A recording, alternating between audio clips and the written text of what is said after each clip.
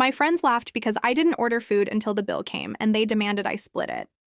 They laughed when I didn't order food, but they stopped laughing when the bill came and they expected me to pay for their $200 feast. I'm 24 and I work as an admin assistant. I live alone, my budget's always tight, but I had this group of coworkers who always invited me out every Friday night. At first I was grateful. I thought we were friends, but here's what always happened. They'd order 3 rounds of $18 cocktails. Truffle, risotto, lobster, lamb, like we were celebrating winning the lottery. And then when the bill came, let's split it equally. Like that was totally normal. I'd quietly pay my $60 share. Even though all I had was water and maybe a free peanut from the bar, they knew I didn't earn like they did. They knew I wasn't eating. They'd even joke about my willpower like I was on some health kick. But really, I just couldn't afford to eat. And last Friday, something snapped. We were at this trendy place, Olive and Anchor. They were celebrating. Big promotions, vacations, wins. The table was covered in expensive appetizers and cocktails. I sipped my sparkling water, stomach growling, and smiled like it didn't kill me. When the waiter came for my order, I said, "Just the water, thanks." They laughed. "Oh, Emma, always on that diet, discipline queen. It's why you're always in shape." I laughed with them, but I wanted to cry. They devoured 70 pliers each in food. I sat there with my $3 drink and fake smile. Then the check came. Sarah grabbed it. Okay, $218. So that's $54.50 each. I froze. "Wait, I only had sparkling water," I said quietly. Silence, then Jessica. "But we always split the bill." Amanda added, "It's social etiquette." Sarah sighed. "You still enjoyed the ambiance and our company." Ambiance. They wanted me to pay $54 for breathing the same air. "No," I said finally. "I'll pay $4, that's fair." They looked at me like I stabbed someone. Jessica muttered. "This is so awkward," Sarah added. "It's really embarrassing for us." I dropped my $4 on the table, stood up with shaky legs, and left. That weekend, they twisted the story at work, told everyone I made a scene. I refused to pay. Suddenly, I was the cheap, dramatic one, but karma moves fast. A coworker overheard what really happened. Then others admitted they'd stopped going out with that trio for the exact same reason. I wasn't the only one they bled dry. A new group invited me out. Low-key kind people. We grabbed beers, shared fries, laughed, and when the check came, someone said, "Let's just pay for what we ordered. No drama, no shame." I almost cried. They weren't my friends. They were using me to subsidize their lifestyle. And the moment I stopped letting them take advantage of me, everything changed. That night at the trendy restaurant, when I finally stood up and walked away, a heavy weight lifted off my shoulders. For the first time, I realized that friendship isn't about pretending everything's fine while you silently suffer. It's about respect, honesty, and caring for each other's well-being, even when money is tight. The next day at work, I felt the sting of gossip as the trio twisted the story. But then something unexpected happened. A coworker, Rachel, pulled me aside and quietly said, "I heard what really happened. You did nothing wrong." She wasn't alone. Others shared similar stories. They too had been squeezed dry by those same friends, and they'd finally had enough. It was the start of a new chapter. Rachel invited me to join her and a small group of colleagues who weren't about flashy nights or extravagant bills. We met at a local pub one Friday, laughing over shared fries and affordable beers. When the check came, someone glanced around and said with a smile, "Let's just pay for what we ordered. No drama, no shame." That simple gesture felt like a balm to my bruised spirit. I realized then that those so-called friends I'd been trying to keep were never truly friends. They were using me like a free ATM, taking without asking, expecting me to keep up appearances while I stretched every dollar. But these new friends, they cared. Not about how much money I had or what I could buy, but who I was. Slowly, my confidence grew. I stopped biting my tongue when the bill came. I learned to set boundaries without guilt. I discovered that true friendship doesn't come with a price.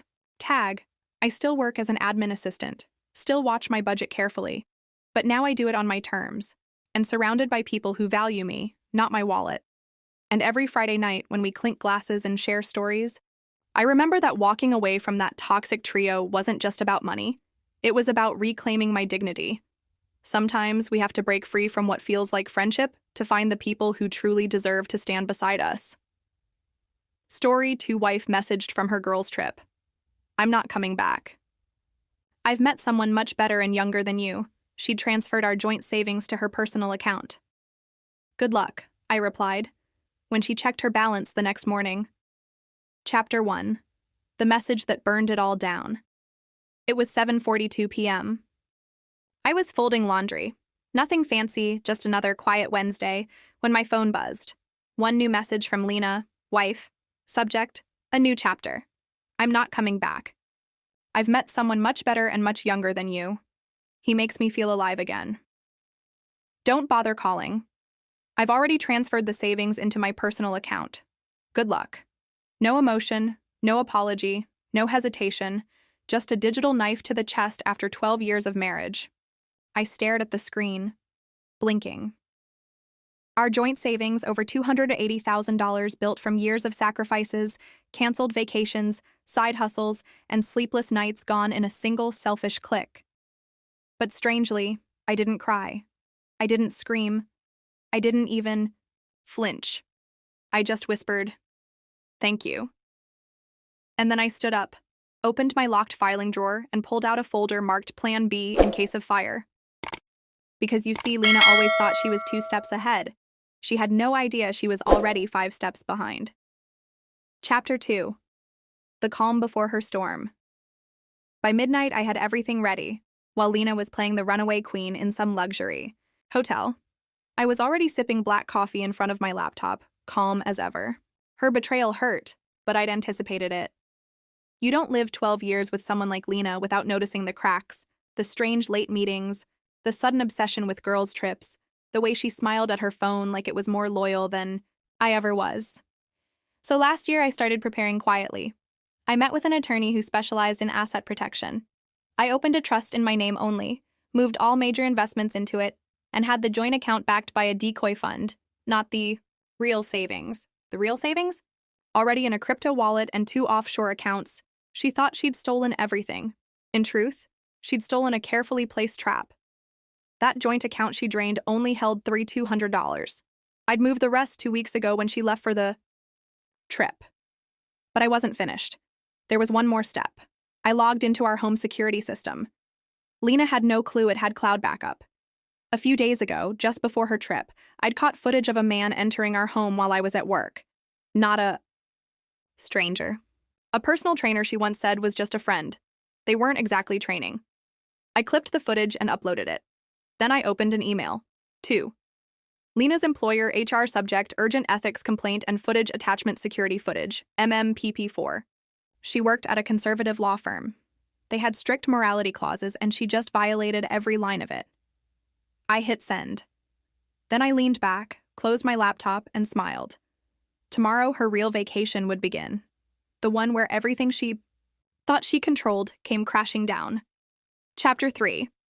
Your account has been frozen. Lena's first call came in at 6:02 a.m. blocked number. I ignored it. The second came at 6:04. I let it go to voicemail. Then the text began. Lena, what the hell did you do? Lena, why is the account frozen? Lena, call me right now. I didn't reply. Instead, I logged into our bank's app, smiled, and clicked freeze card. The card she'd used for 5-star room service, spa treatments, and that romantic helicopter tour she posted on Instagram with him. That card was now dead. Then came the message from her firm. A screenshot sent by an old friend in HR who owed me a favor. Subject: suspension pending review. Code of conduct violation. Due to recent evidence submitted anonymously to Human Resources regarding a breach of company ethics and image, Lena Matthews is suspended effective immediately pending formal investigation. Her 6-figure career gone. The same job she mocked me for not measuring up to in front of her friends. Finished.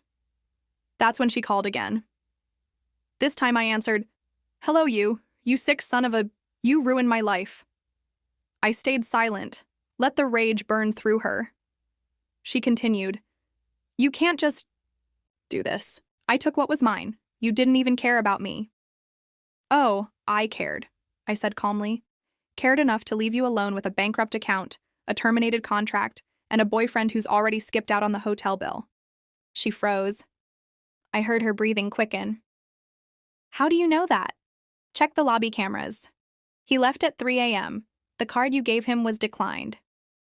Silence. Have a wonderful morning, Lena. I said it's just getting started. I hung up. Chapter 4. The Family Intervention. By noon, my phone was lighting up. Not from Lena this time, but from her parents, her sister, even her godmother. It began with mild confusion. Linda, her mom. Hey, sweetie. We just heard from Lena. She's really upset. What's going on, Richard? Her dad.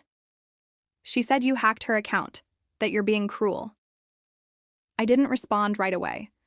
Instead, I forwarded them a single PDF file, a collection of screenshots, texts, between Lena and her affair partner, vacation invoices, the signed transfer notice from our joint savings account, and one particularly damning image, a selfie of her in bed with the man sent accidentally to my iCloud account when she was 2, drunk to realize she used the shared iPad.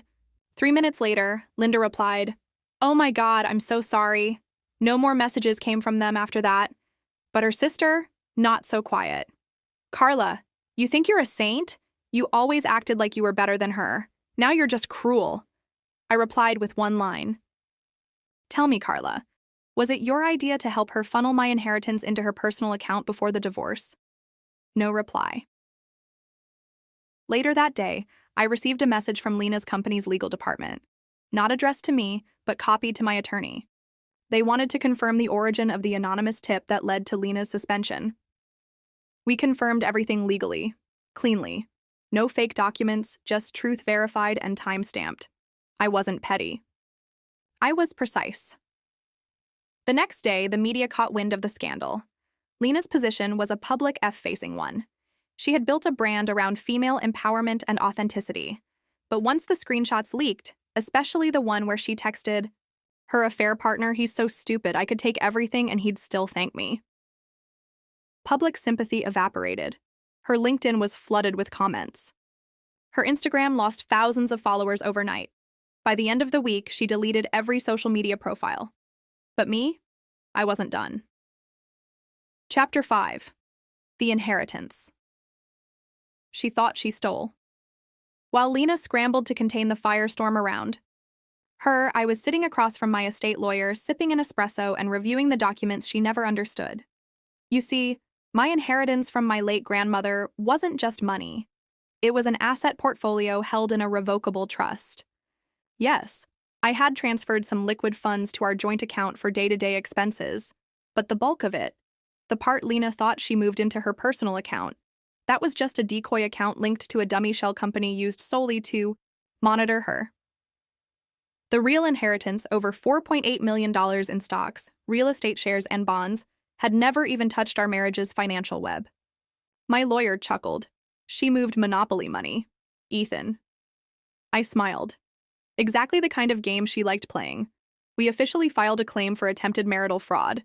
While technically difficult to prosecute since we were still married when she made the transfer, the intent was clear, and our prenup had ironclad clauses tied to infidelity and misuse of funds. She thought she'd won. She had actually just signed herself into a financial minefield. Meanwhile, her boyfriend Aiden got a taste of his own karma. Remember the luxury hotel in Tulum Lena bragged about booking with our money?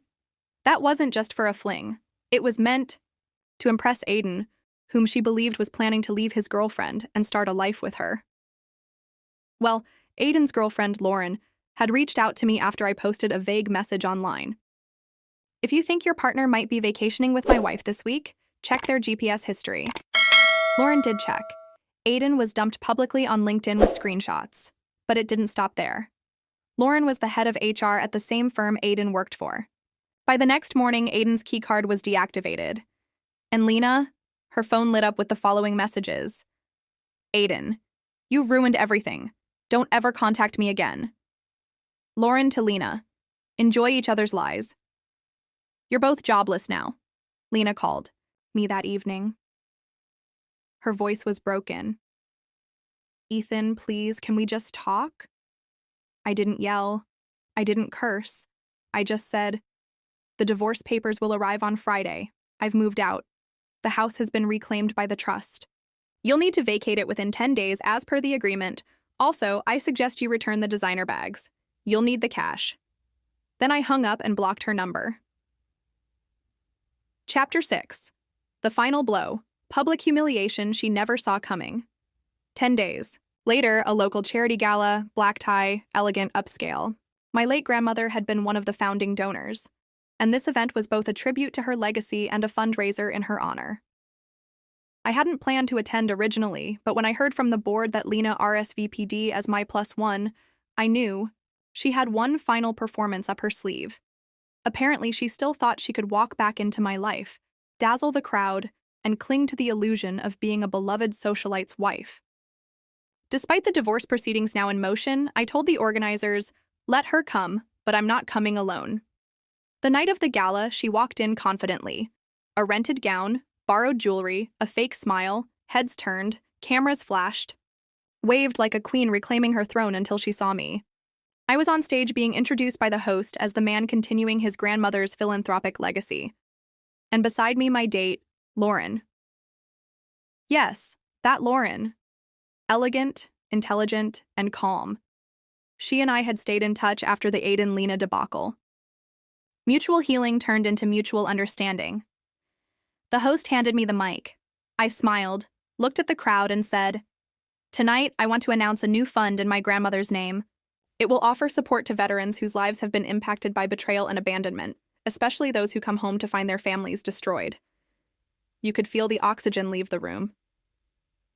Lena's smile cracked, but I wasn't done.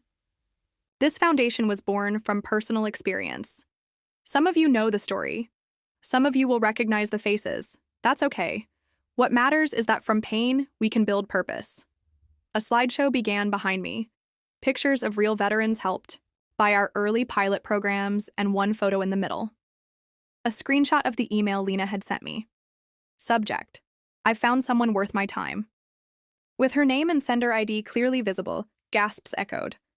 Cameras flashed again, but now pointed at her. She tried to walk out, head low, muttering, but it was too late. The whispers followed her all the way out the ballroom doors. The next morning, her face was trending on local social media. Yoga Retreat Queen Trust Fund backfire. Karma at the gala epilogue. Lena ended up moving in with a distant cousin in Arizona. Her credit score plummeted.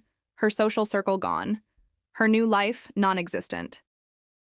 As for me, I stayed quiet, focused, calm.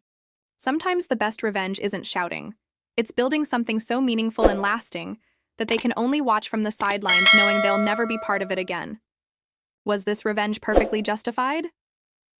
Tell us what you would have done in the comments below. Like the story. Share it with someone who needs this energy, and subscribe to Lauren's story for more jaw-dropping tales of betrayal and justice.